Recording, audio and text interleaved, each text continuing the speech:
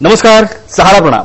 समय मुंबईच्या सिनेकट्टामध्ये तुम्हा सगळ्यांचं पुन्हा एकदा मनापासून स्वागत. मंडळी, दर रविवारी सिनेकट्टातून आपण वेगवेगळ्या सेलिब्रिटीजना भेटतो. आज जो सेलिब्रिटी आपल्याला आपल्या स्टुडिओमध्ये भेटणार आहे त्यातला वेगळ्या ओळखीची गरज नाही. ते नाव उच्चारल्यानंतरच ते माणूस नेमकं काय आहे आणि त्या माणसानं त्याचं आतापर्यंतचं कार्य आणि गायकीच्या क्षेत्रामध्ये त्यानं केलेलं आपलं नाव या सगळ्याची आपल्याला माहिती ताबडतोब मिळते. आपल्यासोबत आज सिनेकट्टामध्ये आहे सुप्रसिद्ध गायक नंदेश उमप. नमस्कार, स्वागत आहे सिनेकट्टामध्ये. खूप दिवसांनी पुन्हा एकदा आपण एका वेगळ्या सिच्युएशनला भेटतो आहोत. तुझ्या तोंडून आपण गप्पा सुरू करण्यापूर्वी म्हणजे तुला काही प्रश्न विचारण्यापूर्वी मला एखादं सुंदर गाणं ऐकायचं तुझ्या तोंडून, कारण आता गणपती आहेत. अगदी चालू आहे त्याच्यामुळे अगदी मस्तपैकी गणपतीचं गाणं होऊन जाऊ. हो हो हो. ओ सनईचा सूर कसा वाऱ्यानं भरला, ढगाचा ढोल घुमू लागला. सनईचा सूर कसा वाऱ्यानं धरला, ढगांचा ढोल घुमू लागला. बिजलीचा ताशा कसा कडकड कडाडला, पाऊस फुलांचा वर्षाव स्वागत आला. पाऊस फुलांचा वर्षाव स्वागत आला. आला आला आला माझा गणराज आला. आला आला आला माझा गणराज आला. आला आला आला माझा गणराज आला. क्या बात आहे, मस्त. आपण स्वागत केलंय गणराजाचं आणि तुम्ही माझं स्वागत केल्याबद्दल सहारा समय मुंबईचे मी खूप खूप आभारी आहे. नक्कीच. लोकशाहीर विठ्ठल उमपांचा वारसा तू पुढे चालवतो आहेस. लोकशाहीरांच्या काही गझला आहेत आणि त्या गझलांचा एक अल्बम नुकताच प्रकाशित झाला. बिलकुल. स्वतः गायला आहेस या अल्बममध्ये आणि इतर सगळ्या कवींना एकत्र आणण्याची एक मोठी जबाबदारी तू पार पाडलेली आहे. बिलकुल. त्या सगळ्या बाबतीत ऐकायला आवडेल. हे घडलं म्हणजे गेली 10-12 वर्ष मी सतत करतोय. म्हणजे बाबाने फार पूर्वी गझला लिहिल्या होत्या. त्या गझलांचं काय करायचं, जसं जसं मला एक एक सूर सापडत गेला तसं असं एक एक गाणं होत गेलं. क्या बात आहे. कारण मी काही संगीतकार नाही, पण मला संगीताची नितांत आवड आहे. मला संगीत करण्याची खूप आवड आहे. गातोच मी थोडंफार काय होईना, पण गाणं रचण्याचं पण फार एक वेगळं कौशल्य असतं. निश्चित एक वेगळं त्याचं एक वेगळं शैली असते.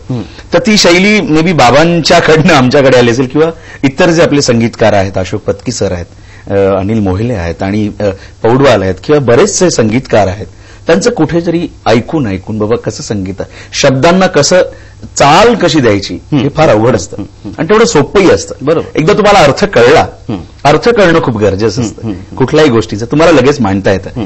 तर असं प्रत्येक गझलांचा मी अर्थ बाबांकडनं समजून घेतला आणि त्याप्रमाणे त्या चाली एक एक लागत गेल्या. आणि मी तुला खरं सांगतो प्रशांत, अल्बम होण्याच्या एक दिवसापूर्वी, आमच्या रेकॉर्डिंग मिक्सिंगला जाण्यापूर्वी एक दिवसापूर्वी मी 2 जी गाणी आहेत ती ही रात जागण्याचे हे वय अजून आहे त्याचे 2 अंतरे तिथल्या तिथे चाल केली, कारण सारंगी आणि तबलेवाला येणार होता संध्याकाळी. तोपर्यंत माझ्या 2 चाली झाल्या नव्हत्या, 2 अंतऱ्या 2 एका गाण्याच्या. आणि दुसरं गाणं जे आहे चांदण्याचं रूप तुझ्या गाली सुरील आली, ते रात्री 2 वाजता मी गणेश नावाच्या आमच्या मित्राकडे प्रोग्रामर आहे तो, त्याच्याकडे जाऊन 1 तासामध्ये ती पूर्ण चाल बसवली. त्याला ते गाणं दिलं. सकाळी स्टुडिओत आला तो, सगळं ते म्युझिक घेऊन आणि दुपारी 12 वाजता मी ते गाणं गायलं. म्हणजे असा तू प्रोसेस, इतका मस्त प्रोसेस मला खूप आवडलं. कारण असाही प्रोसेस असू शकतो आणि असंही कोणालाच कळत नव्हतं की नंदेश काय करणार आहे, बरोबर, हे काय होणार आहे. पण जेव्हा ते मिक्स झालं आणि जेव्हा ते बाहेर आलं, इट वॉज अमेझिंग. आणि या जसं तू म्हणालास की या कवी लोकांना घेऊन तू कशी काय कसरत केलीस, मला खूप बरं वाटतं सांगायला. हा पहिला इन्सिडेंट असेल ना की सगळे कवी एकत्र. हो हो हो, बिलकुल बिलकुल. हा अगदी पहिला इन्सिडेंट आहे की किशोर कदम, अरुण म्हात्रे सर, त्याच्यानंतर अशोक बागुळे सर, महेश केळुसकर, नलेश पाटील सर, अरविंद जगताप, प्रशांत मोरे, ही सगळी बडी बडी कवी मंडळी, महाराष्ट्राची आज नावाजलेली मंडळी. आणि ही सगळी एकत्र केवळ, मी खरं सांगू प्रशांत, केवळ बाबांच्या प्रेमामुळे आली. बाबांवर नितांत प्रेम, त्या व्यक्तीवर एक कलाकार म्हणून. बरोबर. आणि त्याच्यामुळे मलाही थोडं ते त्याच्या भावासारखे समजतात.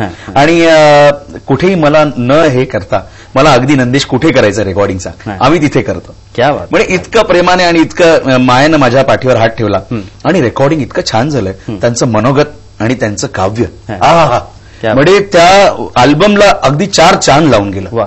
आणि त्यात बाबांनी लिहिलेली गजला, ते शब्द, त्याच्यावर त्यांना सुचणाऱ्या कविता, अमेझिंग.